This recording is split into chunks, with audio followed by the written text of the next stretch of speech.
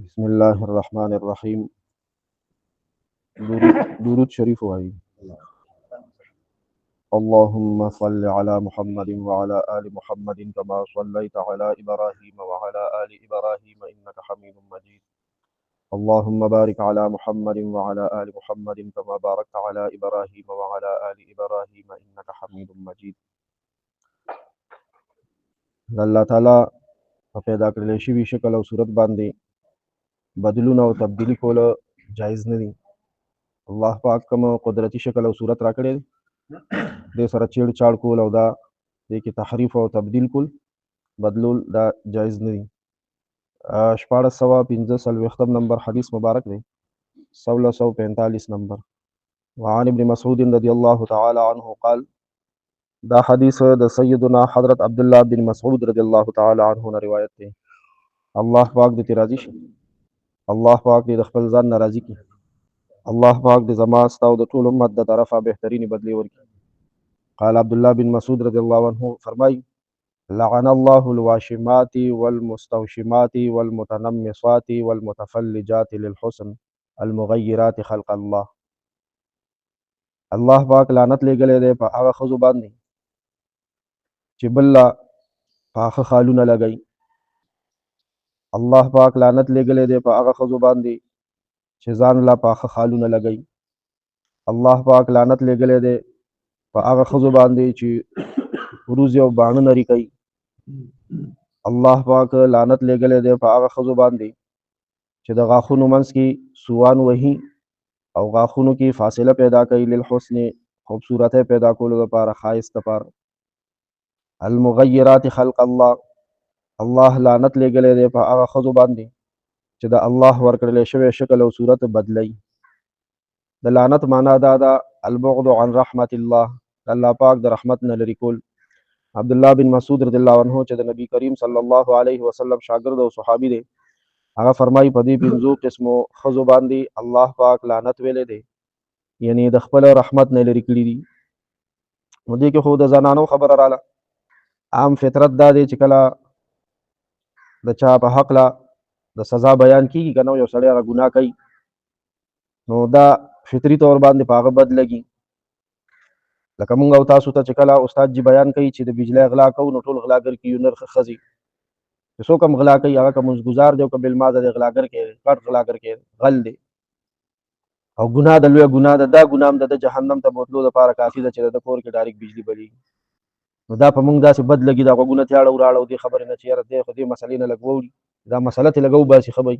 او کله رابرن شي مونږ کله غلا کړی د غلاګر کې راته وي، کله داسې رابرن شي په دا خو زمونږ د خپل عوامو پیسې دی ولې چې څنګه لګاو بس زمونږ خوخه ده غلا ده او حرام دی لوی ګناه.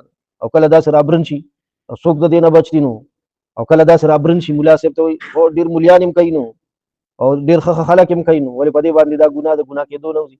مړه لنډه خبره ده چې دا کومې باندې مونږ د بجلی غلا کیس غلا لپاره وایو دا باندې سبا ته د خدای په مخ کې ویلې شو خلاصې دی شو. او دا فطرت ته چې کله د دې پنځو خزو د لعنت خبر عبد الله بن مسعود رضی الله عنه بیان کیو کنه یو زنانم ناسته و دې بیان تا فقالت له امراه في ذلك، د دې په حق لور سره یو خزي بحث شروع کو د عبد الله بن مسعود رضی الله عنه سره. ورته ویل کوم ځای په الله پاک لعنت ویلې چې ته په دې پنځو قسمو خزو لعنت وی. وی حضرت عبد الله بن مسعود رضی الله عنه ورته خبره چونکې کله کا یاد کړي و هم کله شو په خپل خبره باندې دا ځینی وخت دا سی وی دا مسله چې څوک بیانې عام طور باندې مسائل خو علما بیانې کړي مفتیان بیانې، نو مسله چې څوک بیانې په دې باندې به وسړی را فرش وای ډوړه دبو په پیا چول غواړي. دا علما کله مسله د لالچ د وجه نه پریدي لالچ کې راشي حق نه ویلې شي ځینی وخت او کله دبو کې راشي. الله پاک دې علما د دباو نه او د لالچ نه وسات بیا امت ته صحیح دین نه را رسي چې لالچ کې رالو یا دباو کې رالو بیا صحیح دین امت ته نه رسي. او دا د الله پاک فضل چې داسې علما موجود وي چې ای په لالچ کې په دباو کې نه راځي امت ته صحیح دین رسي، بل الله پاک وعده کړی چې دا به د دې دین حفاظت وکوم. عبد الله بن مسعود رضی الله عنه ورته فرمایي وی خوري فقال وما لي لا العن من لعن رسول الله صلى الله تعالی علیه وسلم، زبول لعنت نو ما پاغه چا باندې چې بچا باندې د الله رسول لعنت فرمایلی دی. وهو فی کتاب الله، او دا د الله په کتاب کې موجود دي، قرآن شریف کې دا راغلی دي. قال الله تعالی، الله تعالی ارشاد فرمایلی دی وما آتاکم الرسول فخذوه وما نهاکم عنه فانتهوا. تاسو له چې رسول صلی الله علیه وسلم در کې هغه واخلئ ونیسئ، عمل وکړئ، او د کوم څه چې منع کړي نو د هغې نه منع شئ. مسلمانانو کې هم داسې زنانه شته دی، وي به مسلمانه پاخه خالونه به بل له لګوي یا پاخه خالونه به خپل ځان له لګوي، یا د نارینهو کې هم بعضې کمعقل نارینه شته دی پخې نامې په لاسونو په مټ باندې لګولي وي، دا حرام دي. د دې که د لرې کولو څه علاج کېدی شي لرې کوي به.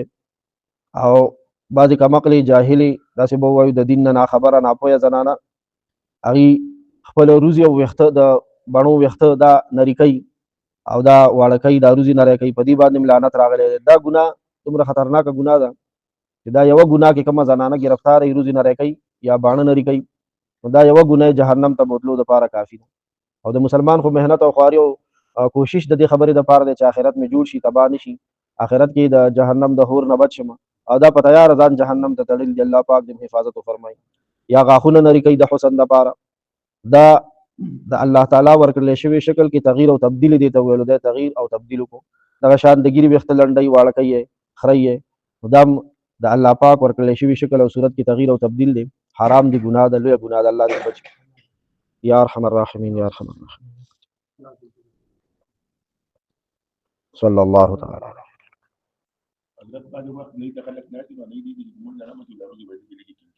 دا چې کومې روزي سترګو ته راکږې شوي که نه او کوم ویښته سترګه کې لګي یا سترګې ته مخې ته کېږي نو د هغې نه څوکه وهل جایز دي.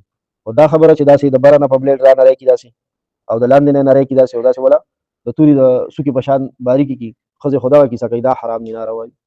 د مانځه سبق و مالک یوم الدین دا دی که نه رب العالمین، بیا څنګه ټکی دی الرحمن الرحیم،